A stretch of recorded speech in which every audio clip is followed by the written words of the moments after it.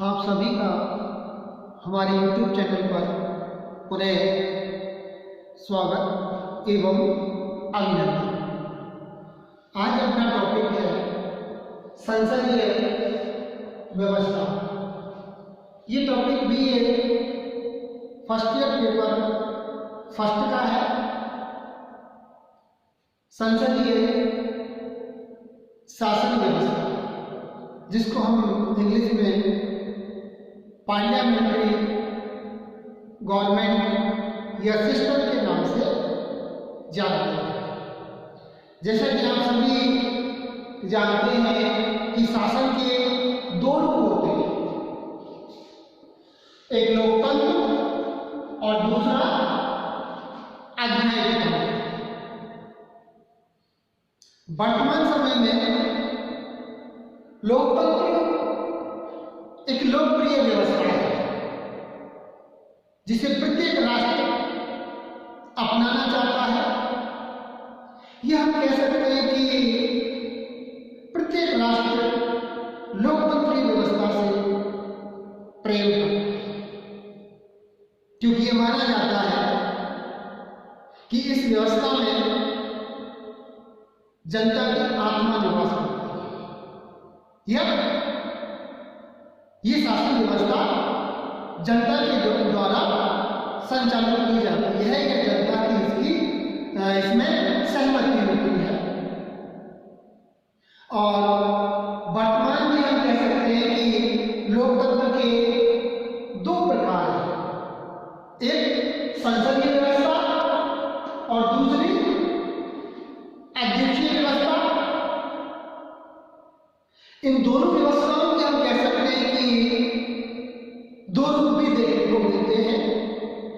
चाहे संसदीय व्यवस्था की हम बात करें, चाहे वहां अध्यक्षीय व्यवस्था की बात करें, इसमें एकात्मक शासन व्यवस्था या संघात्मक शासन व्यवस्था, जैसे ब्रिटेन में संसदीय व्यवस्था है और वहां पर एकात्मक शासन व्यवस्था पाई जाती है। यह अमेरिका में अध्यक्षीय व्यवस्था है और वहां पर संघात्मक शासन व्यवस्था पाई जाती है। यह भारत में संसदीय शासन व्यवस्था है और यहां पर संघात्मक शासन व्यवस्था है। अब संसदीय व्यवस्था की हम चर्चा करेंगे और संसदीय व्यवस्था के जो सर्वश्रेष्ठ उदाहरण दिए जाते हैं कि किन राष्ट्रों में संसदीय व्यवस्था पाई जाती है। तो ये हम कह सकते हैं कि इंग्लैंड, जिसको भी हम यूके के नाम से भी जानते हैं, ब्रिटेन, इंग्लैंड या भारत, जापान इत्यादि राष्ट्र संसदीय व्यवस्था पाई जाती है। अब संसदीय व्यवस्था क्या है?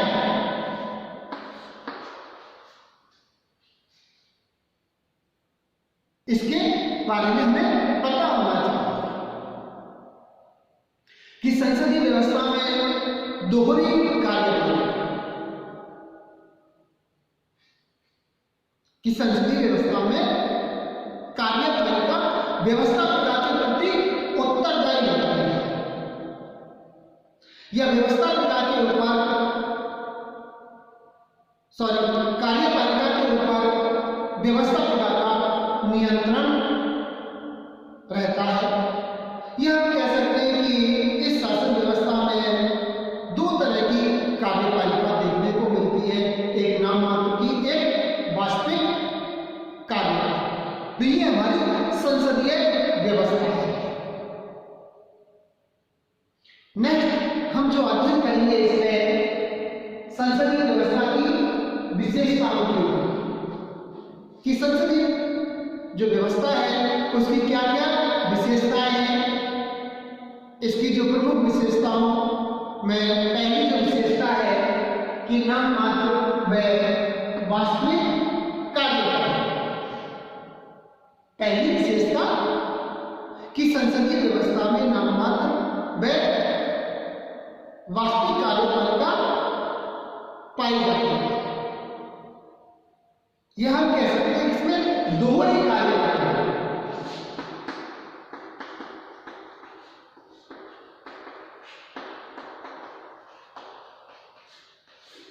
दोहरी कार्यपालिका संसदीय व्यवस्था में देखने को मिलती है, क्योंकि जो राष्ट्रपति या राज्य का अध्यक्ष होता है वो नाम मात्र का होता है और मंत्रिपरिषद प्रधानमंत्री के नेतृत्व में संपूर्ण कार्यपालिका शक्तियों का प्रयोग करता है। तो यहां हम कह सकते हैं कि एक नाम मात्र कार्यपालिका और दूसरी वास्तविक कार्यपालिका। नाम मात्र कार्यपालिका किसमें है? राज्य के अध्यक्ष में, जैसे भारत में राष्ट्रपति नाम मात्र की कार्यपालिका शक्तियों का प्रयोग करता है। अगर सैद्धांतिक रूप से हम अध्ययन करते हैं संविधान के अनुकूल, तो संपूर्ण कार्यपालिका शक्तियां भारत के राष्ट्रपति को प्रदान की गई है, लेकिन व्यवहार में इन शक्तियों का प्रयोग प्रधानमंत्री के नेतृत्व में मंत्रिपरिषद के द्वारा संपूर्ण कार्यपालिका शक्तियों का प्रयोग किया जाता है। नेक्स्ट दूसरा है कार्यपालिका का कार्यकाल अस्थायी, क्योंकि यहां कह सकते हैं कि जो कार्यपालिका का जो कार्यकाल है वो 5 वर्ष का है, लेकिन कार्यपालिका का जो कार्यकाल बहुमत पर निर्भर करता है कि अगर मंत्रिमंडल को अपने दल का समर्थन प्राप्त है तो 5 वर्ष पूरा कर सकता है। अगर बीच में अल्पमत सरकार आ जाती है तो कार्यपालिका बर्खास्त हो जाती है। नेक्स्ट तीसरा है सामूहिक उत्तरदायित्व। अगली जो विशेषता है संसदीय व्यवस्था की कि सामूहिक उत्तरदायित्व, जो मंत्रिमंडल है उसमें सामूहिक उत्तरदायित्व का गुण पाया जाता है। सामूहिक उत्तरदायित्व का अर्थ एक सबके लिए, सब एक के लिए। अगर एक गलती करता है तो उसका परिणाम संपूर्ण मंत्रिमंडल को भुगतना पड़ता है। अगर एक के विरुद्ध अविश्वास प्रस्ताव आता है तो वह संपूर्ण मंत्रिमंडल के विरुद्ध अविश्वास प्रस्ताव माना जाता है। जिस तरह खेल के जो नियम होते हैं, अगर एक खिलाड़ी अच्छा खेलता है और उसके अच्छे खेलने से संपूर्ण टीम को विजय प्राप्त होती है तो वो संपूर्ण टीम की विजय मानी जाती है। अगर एक खिलाड़ी की वजह से टीम को हार मिलती है तो वो संपूर्ण टीम की हार मानी जाती है।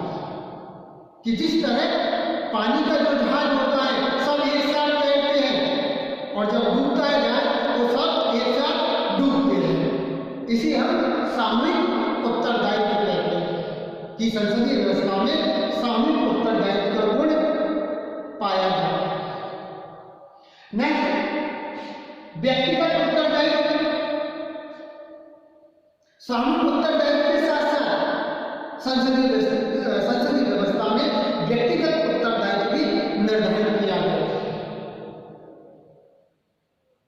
अगर कोई भी मंत्रिपरिषद का सदस्य कोई गलती करता है या उसके विभाग में कोई भी घटना घटित होती है तो उसके लिए वो स्वयं जिम्मेदार है, उसको व्यक्तिगत रूप से त्यागपत्र देना पड़ता है।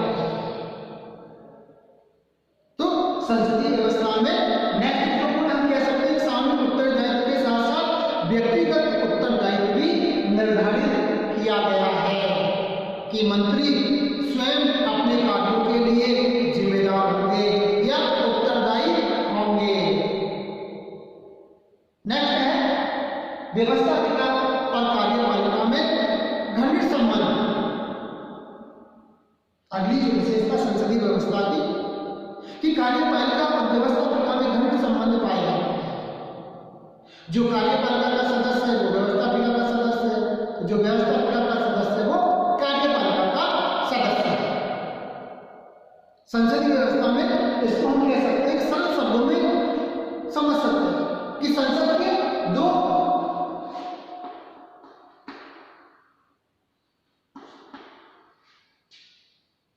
रूप हैं।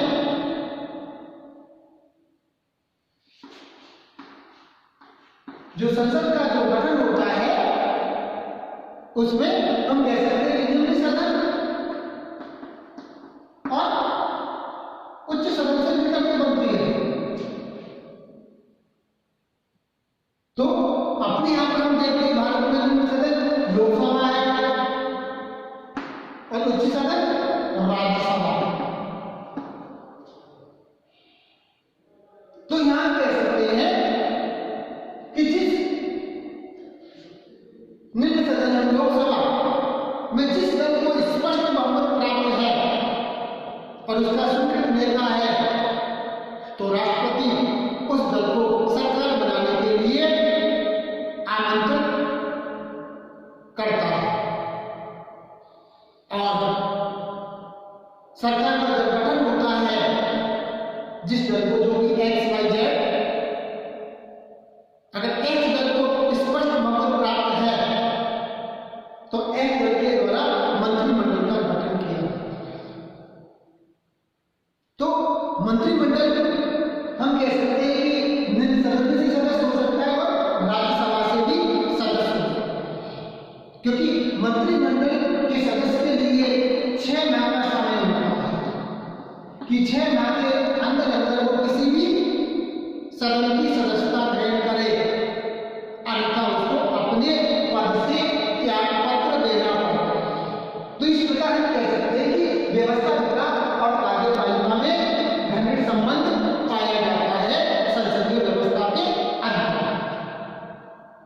नेक्स्ट जो विशेषता है और राजनीतिक सजातीयता, संसदीय व्यवस्था में राजनीतिक सजातीयता का गुण पाया जाता है, जिसके अंतर्गत दल के जो सदस्य होते हैं, क्योंकि उनका हम कह सकते हैं कि जो भविष्य है वो दल के आधार पर है।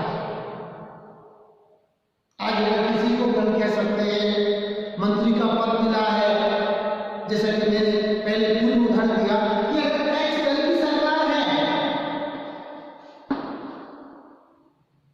तो जितने भी एक्स दल के जो सदस्य हैं उनको दल की नीतियों के अनुकूल कार्य करना पड़ता है। दल की क्या नीतियां हैं, क्या सिद्धांत हैं, उनके अनुकूल सार्वजनिक मंचों के ऊपर बोलना पड़ता है। चाहे उनके अंदर आपसी कितने भी मतभेद हैं, मनमुटाव है, ये मनभेद या मनमुटाव सार्वजनिक मंचों के ऊपर नहीं आते हैं। वो कभी भी अपने दल की बुराई नहीं करते हैं, चाहे उनके अंदर कितने भी विवाद मतभेद हैं,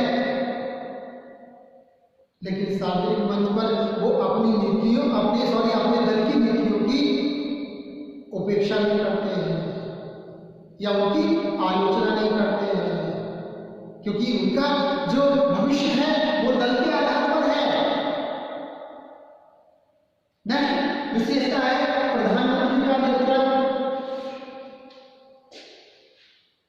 संसदीय शासन व्यवस्था की जो अगली जो विशेषता है कि संपूर्ण मंत्रिपरिषद या संपूर्ण सरकार प्रधानमंत्री के नेतृत्व पर या प्रधानमंत्री के नेतृत्व में कार्य करती है। जो प्रधानमंत्री के द्वारा आदेश दिए जाते हैं, निर्देश दिए जाते हैं, उनकी कोई भी हम कह सकते हैं कि अवहेलना नहीं कर सकते, चाहे वो मंत्रिपरिषद के सदस्य हैं, चाहे वो दल के सदस्य हैं, उनको प्रधानमंत्री के नेतृत्व में कार्य करना होगा। प्रधानमंत्री के आदेशों की वो कभी अवहेलना नहीं कर सकते, क्योंकि प्रधानमंत्री त्यागपत्र की धमकी दे सकता है। अगर कोई भी मंत्री, चाहे वो कितना भी वरिष्ठ है, चाहे कितना भी वो लोकप्रिय है, उसको प्रधानमंत्री के निर्देश या आदेशों के आधार पर कार्य करना पड़ता है। इसलिए संपूर्ण मंत्रिपरिषद प्रधानमंत्री के नेतृत्व में कार्य करता है। प्रधानमंत्री के आदेशों की, निर्देशों की कोई भी मंत्रिपरिषद का सदस्य अवहेलना नहीं कर सकता। धन्यवाद।